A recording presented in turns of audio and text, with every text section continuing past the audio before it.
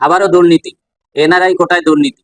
আপনারা জানেন এনআরআই কোটা অর্থাৎ নন রেসিডেন্ট অফ ইন্ডিয়া, যে সমস্ত মানুষেরা ভারতে বসবাস করে না অথচ ভারতীয়, তারা বিদেশে বসবাস করে, তাদের জন্য বিভিন্ন মেডিকেল কলেজে তাদের স্টুডেন্টের ভর্তি হওয়ার জন্য মেডিকেল কলেজে একটা কোটা আছে। সেই কোটাটা নিয়ে দুর্নীতি। সেখানে ভর্তি হতেও বিভিন্নভাবে নথি জালিয়াতি করে দুর্নীতি করা হয়েছে। তার সঙ্গে জড়িত ভারতে এই পশ্চিমবঙ্গের বিভিন্ন আধিকারিকরা এবং পুলিশ আধিকারিকরা ওর সঙ্গে জড়িত। এ নিয়ে এর আগে একটা ভিডিও আমার আছে, আপনারা দেখে নেবেন। আজকে আবার সেই মেডিকেল দুর্নীতি নিয়ে খবর হয়েছে।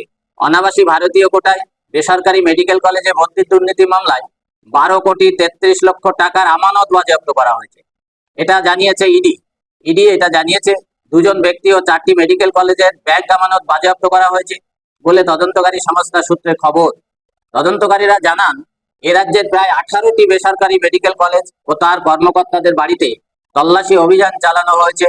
এর মধ্যে কলকাতা এবং পার্শ্ববর্তী এলাকায় 4টি মেডিকেল কলেজ গত 9 বছরে জাল নথি দিয়ে অনাবাসী ভারতীয় কোটায় সব থেকে বেশি ভর্তি করা হয়েছে বলে তদন্তে উঠে এসেছে। তদন্তকারীদের দাবি, অনাবাসী ভারতীয় জাল নথির মাধ্যমে কয়েকজনকে 3 থেকে 4 কোটি টাকার বিনিময়ে এমবিবিএস এ ভর্তি করা হয়েছিল।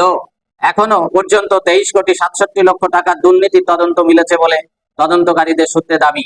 তদন্তে প্রকাশ, দুর্নীতির কালো টাকা বেশ কিছু মেডিকেল কলেজের কর্তা ও ভর্তি সংক্রান্ত দায়িত্বপ্রাপ্ত আধিকারিকদের নামে বেনামে ব্যাংকে জমা হয়েছিল। আপাতত তা বাজেয়াপ্ত করা হয়েছে বলে দাবি। তাছাড়া ওই সব মেডিকেল কলেজের কর্তা এবং আধিকারিকদের ঘনিষ্ঠ আত্মীয়দের ব্যাংক অ্যাকাউন্টেও জালিয়াতির টাকা জমা হয়েছে বলে তথ্য অভিজ্ঞ মহল সূত্রে যা পাওয়া যাচ্ছে, এবং তা খতিয়েও দেখছেন তদন্তকারীরা। তদন্তকারীদের দাবি, মূলত আমেরিকার অনাবাসী ভারতীয়দের নামে জাল নথি তৈরি করা হয়েছিল। অনাবাসী কোটায় ভর্তির জাল নথি যাচাই করে দেশে বিদেশ মন্ত্রককেও বিষয়টি জানানো হয়েছিল বলে সংশ্লিষ্ট সূত্রে দাবি। তদন্তকারীদের সূত্রে দাবি, যেসব অনাবাসী ভারতীয় নামে জাল নথি তৈরি করা হয়েছিল তাদের সঙ্গে যোগাযোগের চেষ্টা করা হচ্ছে। তদন্তে প্রকাশ, বিভিন্ন এজেন্ট মারফত লক্ষাধিক টাকার বিনিময়ে ওই সব জাল নথি তৈরি করা হয়। তল্লাশি অভিযানে বিভিন্ন এজেন্টের কাছ থেকেও নকল সিলমোহর সহ জাল নথি তৈরির নানা সরঞ্জাম উদ্ধার হয়েছে বলে দাবি তদন্তকারীদের।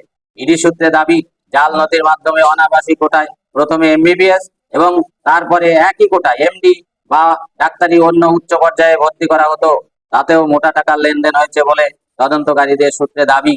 তাহলে আপনারা বুঝলেন যে অনাবাসী ভারতীয়দের স্পেশাল কোটায় তাদের জাল নথি তৈরি করবার জন্য লাখ লাখ টাকা দেওয়া হতো। লাখ লাখ টাকার বিনিময়ে তারা জাল নথি তৈরি করে এই জালিয়াতি করত। আর এই ধরনের খবর আপনি কোথাও পাবেন না, আমাদের মতো ইউটিউবারদের কাছ থেকে ছাড়া। আমরা এই খবর এড়িয়ে যেতে দেব না। আপনাদের কথা দিচ্ছি যে এই ধরনের যত খবর আমরা ঠিক টেনে তুলে আনবো। আপনারা এই ধরনের খবর পাওয়ার জন্য আমার চ্যানেল এখন সকাল অবশ্যই সাবস্ক্রাইব করবেন এবং একটি লাইক দিয়ে আমাকে উৎসাহিত করবেন এ ধরনের খবর আপনাদের সামনে পরিবেশন করবার জন্য। ভালো থাকুন, সুস্থ থাকুন। ধন্যবাদ সবাইকে।